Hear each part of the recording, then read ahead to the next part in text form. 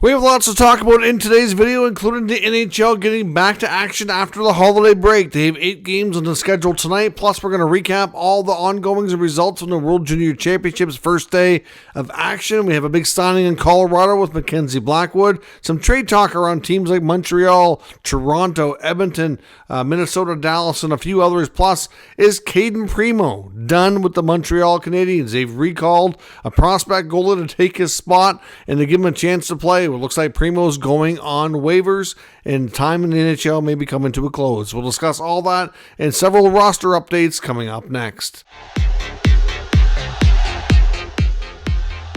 So welcome back to another video here at Top Shelf Hockey. As I mentioned, we have lots to discuss here today. Of course, today, December the 27th, the NHL gets back to action today after a few days off for the holidays. 8 games on the schedule tonight, including we're going to see the first time of Todd McLellan behind the bench for the Detroit Red Wings as they battle the Toronto Maple Leafs. Of course, we had the, I wouldn't call it real shocking or surprising, but just a little bit on the timing. But of course, the big breaking news yesterday with the Red Wings firing head coach Derek Lalonde and hiring Todd McLellan. Clearly, it's fair to say, with Yzerman having brought in an outside coach, that he'd been looking into this for a little while. He did speak to the media today as well, which is obviously something that we were kind of waiting to hear, is to get an idea where his thought process is at and to kind of explain what his decisions were here. And clearly, he said he could have gone the interim route and promoted somebody internally and then had a chance to evaluate that coach for the rest of the year, see who else becomes available, and kind of, reanalyze and take a look at this all over again in the summertime. And essentially, he didn't feel the need to do that with Todd McLellan being available now, somebody who he has history with and somebody who he has a lot of confidence in.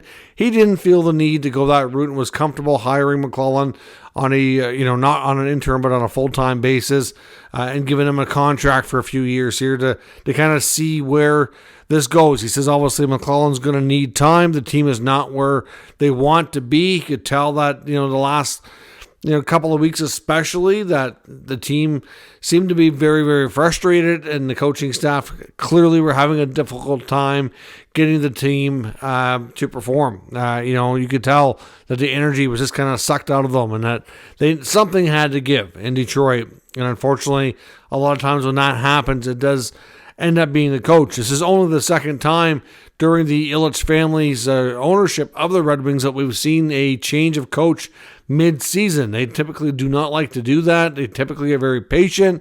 And the other thing is sometimes they don't want to pay people to not work for them as well.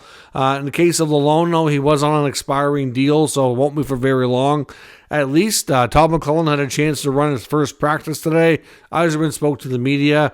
One thing that I found, I honestly, not to pick too much at Yzerman, but I kind of thought there was a lot of excuses being made. It sounds to me like, he was saying that, trades are hard and, impact players don't become available in free agency and all these things. Other teams find ways though. So it's, what's your real reason here? You hear the same kind of talk out of a guy like Lou Lamoriello in Long Island, saying that making moves are tough. And I understand it's not easy. Like he said, he was even using terms like, good players, bad players. He's like, to convince another team to give me some of their good players, I can't just offer up our bad players. We have to give value to get value, and it's tough. And, da-da-da-da-da. One reporter I found really called him to task on his, Yzer plan, if you will, the rebuild plan. And I know one of the remarks was, if you have a better way to go about doing this, feel free to show me. But you could tell that there's frustration in Detroit, and this has been a team that's been building for some time. They've had a lot of picks, a lot of young players come through the organization, and for the most part, I think that they've had a decent amount of these young players, especially their high picks, work out. Dating back to the Larkin draft, you're looking at the guys that they've gotten since, looking at Raymond and Seider and, Berggren's starting to come around, and you've got Sebastian Cossa and the, not full-time NHLer yet, but looking really good, promising goaltending prospect there. Of course, they also had Trey Augustine at the World Juniors. This team is not like they don't have young talent to give some hope and optimism for the future. They certainly do. The problems to me that they've run into is after a number of years of rebuilding through the draft, they decided it's time to insulate these young players with more veterans. And they've gone out and spent between trades and free agency, a lot of which done through free agency. They've given contracts that have been bad contracts and not worked out. So was Yzerman saying that impact players don't often become available through free agency? He's not really wrong, but you can get good players for good value at times. You have to be careful not to make your big mistakes and overspend in free agency, of course. But looking at a lot of their moves, like, he's brought in guys like Andrew Kopp and, obviously JT Compher and, Kane and Tarasenko. And for the most part, a lot of these guys just haven't really worked out. I think the roster construction is definitely on Yzerman. I don't know. We'll see what happens here. I think Todd McLellan is a good coach. He's typically very defensive minded. He can also be, I know the LA system that he was running towards the end of it there, like the 1-3-1, can be very not fun to watch. It can be very taxing on the players. The players don't like playing it. It can be successful. We'll see what kind of systems he implements here with Detroit, but obviously, maybe we'll get a new coach bump and see some results improve there in Detroit. But to me, that roster is flawed as well, and we'll have to see what other moves they make. And like I said, to me, the Yzerman press conference just presented a bunch of excuses. I wasn't really buying too much of what he was saying. We'll see what happens, though, as the Red Wings battle Toronto tonight and get back to action. We'll see what happens here coming up. Now, of course, as we know, like the World Junior Championship started yesterday and Boxing Day. Boxing Day for me as a hockey fan is one of the best days of the year. With the beginning of that tournament, the first day especially, is usually lots of fun action. We saw Team USA beat Germany 10-4. The Germans had Ottawa Senators star Tim Stützle come into the dressing room pregame and do the starting lineup, which was a lot of good fun for them. And obviously, I'm sure a lot of them look up to guys like Stützle and Draisaitl in the NHL, so a great experience there. A lot of these Senators players were around for the first day of action. Of course, now they're hitting the road to go on their extended road trip here, but obviously, Brady Tkachuk also went in and seen Team USA and talked to them too. The U.S. top line of Hagens, Perreault, and Leonard were absolutely dominant. Of course, all three players play together in college at Boston College. Dominant first line. Absolutely destroyed the Germans. So 10-4 victory in the U.S.'s first game. Sweden beat Slovakia 5-2. Another Red Wings prospect, Axel Sandin Pellikka, had a really solid game. He's the captain for Sweden this year. Had a hat trick and 4 points. Definitely the best player on the ice. Sweden was also playing. They're already playing game 2 here today as I record this video against Kazakhstan, and they're dominating them as well. But Sandin Pellikka definitely has a potential for me to be the top defenseman in the tournament. Has a shot at being the tournament MVP, depending on how well Sweden does. But he was putting on a show yesterday. Czechia beat Switzerland 5-1, and Canada shut out Finland 4-0 with Carter George, who's a LA Kings goalie prospect who was drafted last year in 2024, putting up the shutout. Some younger players, to me, were the best players for Canada, including Matthew Schaefer, who's projected to be right up there with Hagens for the top 1 or 2 picks in the 25 draft. Gavin McKenna, who's not draft eligible until next year in 2026, also had a really, really good game as well, and certainly one of the best forwards for Canada.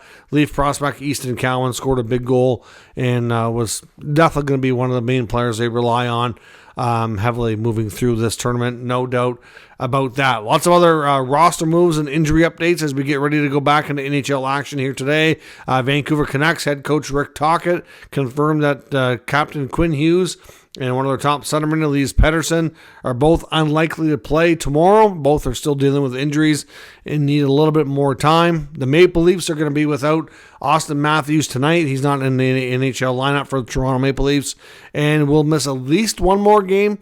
There is more and more chatter about him, maybe even, is it best for him to miss the Four Nations tournament? That would be a big blow for Team USA. I'm sure it's something he's been looking forward to for a long time as well. So hard to say what happens with that, but I know there's just more and more talk in the media about it. It's still too early, I think, to say with anything certain there. A lot of people seem to think that this injury is more serious than they're letting on. only time will tell, and we just really don't know. They've been very secretive about this injury. Austin Matthews does not like anybody knowing anything about his injuries whatsoever, so we will see. But he is out again, and he's going to be out for at least a few more games, and we'll have to see where that goes. The Rangers today activated defenseman K'Andre Miller, so he's back in action. The San Jose Sharks today confirmed that they've activated Klim Kostin off IR. Goalie Vitek Vanacek has been moved to IR as well. The Ottawa Senators today had a recall 2 goaltenders. They will not have Linus Ullmark on this road trip, at least for the first part of it, where they travel for a back-to-back this weekend with Winnipeg and Minnesota. They then go to Dallas, St. Louis, and Detroit. It doesn't sound like Ullmark's going to play on any part of the road trip, but he definitely won't be for the first part. Anton Forsberg, who's been out of injury for the past, I think, about 7 to 10 days, is with the team. He is going to travel. No guarantee he's going to play. They've recalled Mads Søgaard and Levi Merilainen. Of course, Merilainen was with the team before the break as well for the last few games. Picked up his first NHL victory against, I believe it was the Canucks that they played there. And he could get another start here coming up, obviously, on a back-to-back. Hard to say how this is going to go. Søgaard normally would have been a recall. He's a little bit more further along in his development, a little bit older than Merilainen, but he was out injured and had just returned into the AHL around the time of the Forsberg injury. So we'll see. It's certainly going to be a big test for the Sens' depth within the goaltending position. Ullmark was one of the best goalies, if not the best goalie in the NHL during the month of December. Having him be injured is not ideal at all. And hopefully he's not going to be out too long, but we don't really know a lot about it. All they said is some tightness in his back, and that back injuries can be very finicky and difficult to, put a timeline on. So we'll have to see where that goes. And keep an eye on it. It could be a major story for Ottawa, whether or not they can hold down that playoff spot that they find themselves sitting in right now. The Red Wings today activated young defenseman Simon Edvinsson, so he's back in action. The Kraken today recalled defenseman Gustav Olofsson and goaltender Ales Starska on emergency basis. So obviously one of their goalies is not able to be available right now as well. A big signing with the Colorado Avalanche, which came through earlier today. The Avalanche have signed newly acquired goaltender Mackenzie Blackwood to a 5-year contract extension. Now, Blackwood was a pending unrestricted free agent, but we knew that the Avalanche had interest when they acquired him, that he was not just being acquired for the current year, and they had ambition to try to extend him. I wasn't sure they would go that long, but clearly, this is a good payday for Blackwood. It gets probably the biggest payday he's had so far, and it gets them hopefully some stability within their crease. I honestly think Blackwood's career with the Devils was mostly derailed by injury, to be completely honest. I mean, he had a good, young, promising start to his career, and a lot of people thought he was going to be the guy for the Devils for the next decade. But then, he went through a couple of years there where he had a lot of health issues and injury problems, and it kind of derailed things, to be completely honest. And it kind of, got to the point where the Devils couldn't find themselves. They just felt like they couldn't sit around and wait for him to get healthy and to get things sorted. And he goes to San Jose, kind of got things together. Impressive enough that the Avalanche acquire him. He's only played 3 or 4 games with them so far, but he's been very, very solid, really good, and enough that they want to extend him. So $5.25 million over the next 5 years with a modified no-trade clause where he has a 6-team no-trade list. So that's a pretty significant contract for the Avalanche, and hopefully Blackwood continues to work out for them, because that is a lot of term and money to commit to a player that's only appeared in a handful of games for your organization. Now, as I mentioned, on the rumor front, could this be the end of Caden Primeau with the Montreal Canadiens? It sure seems like it's a real possibility. Caden Primeau did not travel with the team. They are down in Florida for a couple of games here coming up this weekend, and they've recalled goaltender Jakob Dobes, and he is going to be making his NHL debut in one of these 2 games. Montembeault will play one.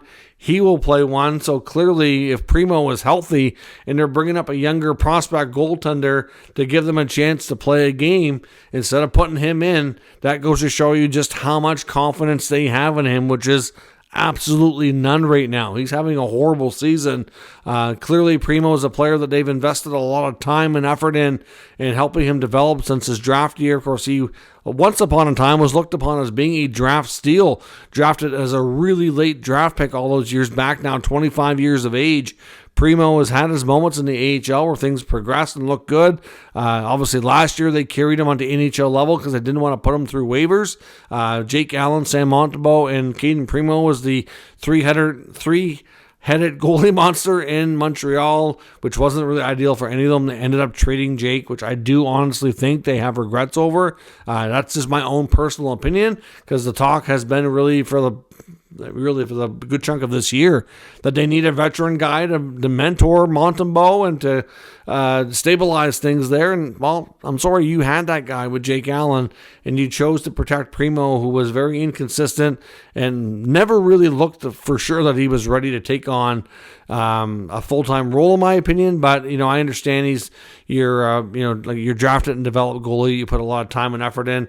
You wanted to give him that chance, but it did cost you a veteran guy that you ended up having to move because of it, which is unfortunate where things haven't worked out. But Primeau will be going on waivers tomorrow. I would suspect that because of his stats, there's probably not a huge chance he gets picked up. You just never know. But unless a team really thinks they can help him improve, maybe, but it seems unlikely. Obviously, they'll continue to look probably for a trade for him after clearing waivers, assuming that happens tomorrow. And, the next day, I guess we should say, because he'll go on waivers tomorrow. It'll be 24 hours after that before we find out if he cleared or not. If he does clear, he'll go back down to Laval in the AHL, and we'll see. But his time in the NHL most likely could be done. I wonder, though, depending on how this goes with the other young goalie that the Habs are bringing up, if they really want him to be in the NHL for the rest of the year, if maybe we'll see Kent Hughes and the Habs maybe make another move and pick up another veteran goaltender to partner with Samuel Montembeault for the remainder of the season. Could that be something that we see? I don't know. I know they've played a little bit better as of late. They probably want to see what they can do this year. I think it's unrealistic to be making moves at this point to try to get into a playoff spot, considering how low they are in the standings. But it's one of those cases where the standings are still tight enough that all you really need, which is easier said than done, but if you can go on a 4 or 5 game winning streak, you can suddenly be right back in the mix. So we'll see what happens here in Montreal, but certainly Caden Primeau is a player that appears to have run out of runway in Montreal. They're looking for him to move on, basically. And like I said, if he does clear waivers, I would suspect we could see at some point, if he impresses enough in the AHL, try to find a trade for him to maybe go on to a new organization and see if he can find a fresh start and revitalize himself. But I'm not sure if that's possible, but he has to try. You see a lot of goalies do make it at a later age. It's not completely unusual. A lot of guys that do make it at a later age typically don't end up being starters. Some of them end up being like a journeyman backup, but there's still an opportunity there if he can find himself and find that level of play that a lot of people thought he was capable of in the past. So we will see. But some big news there in goaltending front in Montreal. There's also an Athletic article I want to take a look at that was released right around Christmas time here with Pierre LeBrun and Chris Johnson doing a joint article, basically kind of looking at your playing trade matchmaker, if you will. What do these teams need for the holidays, and kind of predicting where some of these top players that are expected to be traded, where are they going to end up? And they each had a difference of opinion on all the players they looked at. Some of the key names you looked at is Yanni Gourde of the Seattle Kraken. Pierre LeBrun references Yanni Gourde going to the Toronto Maple Leafs, suggesting that he would be a great candidate for that 3C role that they're looking to fill. He said with his modified no trade, he believes Gourde would be open to waiving to go to Toronto as well, which is good news in case they do seriously want to pursue that.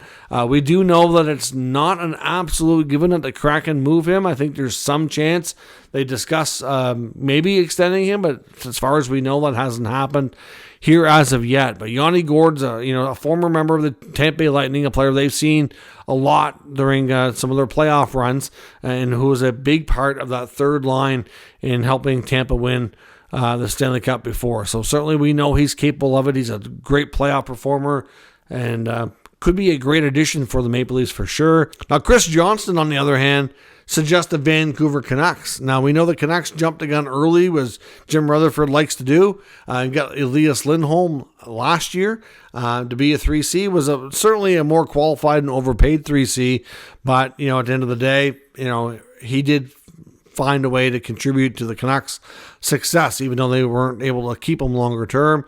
Of course, Vancouver and Seattle haven't really built that rivalry yet that the NHL is hoping for, but certainly, wouldn't be a lot, easier move for him from a personal standpoint, going from the Kraken to the Canucks, which are just a short distance away from each other. Clearly, the Vancouver Canucks also, like the Maple Leafs, could likely use a centerman down the middle to play in behind Miller and Pettersson, like they acquired last year. Now, of course, there is other options on the team. They don't absolutely need to go out and get a centerman. They might more decide to focus just on the decor. But again, Vancouver does make some sense here. But I think Toronto would probably make even more sense, to be honest, based on the fit and what they're trying to do there. Now, Habs defenseman David Savard is another topic in this article, whereas the Chris Johnson suggests a trade with division rival and original six member of the Toronto Maple Leafs, and Pierre LeBrun insist on the Edmonton Oilers. Now, as CJ mentions in the article, it's rare that you see these two original six teams and division rivals make trades. However, right now, the Leafs could use some Jani Hakanpää insurance, is kind of the way he describes it. Obviously, if Hakanpää is not going to be able to be the contributor that they were hoping for, a guy like David Savard could be a guy that they acquire to slide in on that third pair and give you a similar type of play. Somebody who's won the Stanley Cup before, is good at on the PK, good at blocking shots, and, clearly could be somebody who knows how to win. The Edmonton Oilers, on the other hand, need that similar type of defenseman. And as LeBron mentions, as an Oilers option here, thinking that it may not be somebody that would be too costly for Edmonton. But I, on the other hand, think Montreal is going to push hard here. There's not a ton of right shot, defensive-minded defensemen on the market. And I know there's some people that think that David Savard might be able to draw a first-round pick. Even if he doesn't, I think they're going to be looking for closer to that than not. And I'm not sure that Edmonton's going to have the assets here. I mean, not that everybody's going to the Leafs. We know that for sure. It's not possible anyways. But again, it might be more likely in that scenario. But I honestly think there's going to be multiple other teams in the mix here as well. And we've heard the Oilers and Savard linkage for quite some time. So I'll be curious to see how things work out. Brock Nelson's another name to watch as well. We know the Islanders not being in the mix right now for the playoffs on a pending unrestricted free agent. Nelson probably is a guy, along with fellow teammate Kyle Palmieri, that are likely going to get dealt. Nelson, of course, is a proven centerman who can score. I think he'll have lots of interest with a pretty good return going to the Islanders. Now, the teams mentioned here, one would be CJ linking him to his home state of Minnesota. The Wild, of course, has had a phenomenal start to the year, and certainly almost you can almost be banking on the fact that Bill Guerin would love to bring home a player of Nelson's magnitude, a centerman who can be, a 30-goal scorer, or you could also put Nelson on the wing as well. But down the middle, depth is certainly, I think, an issue for Minnesota that Bill Guerin will want to address for the playoffs. Of course, Dallas is another team to watch right now, sitting in a wild card spot because of the hot starts of the season.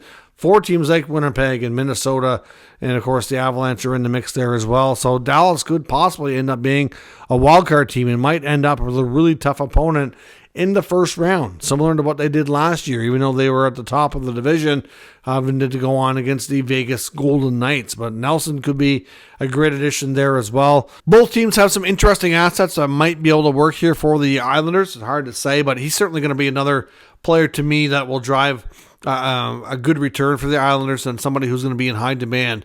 Like I said, an experienced centerman with lots of playoff games to his belt, and somebody who can score big goals.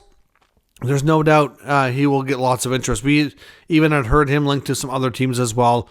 Dallas and Minnesota are, newer from this article, but they also make a ton of sense for the American centerman as well. Let me know your thoughts on all of today's news and rumors down in the comments. We'll discuss further. If you're new to the channel, of course, make sure you subscribe and stick around. We'll keep you up to date with all the news, rumors, and analysis of all 32 NHL teams. Thanks for watching. I'll catch you next time.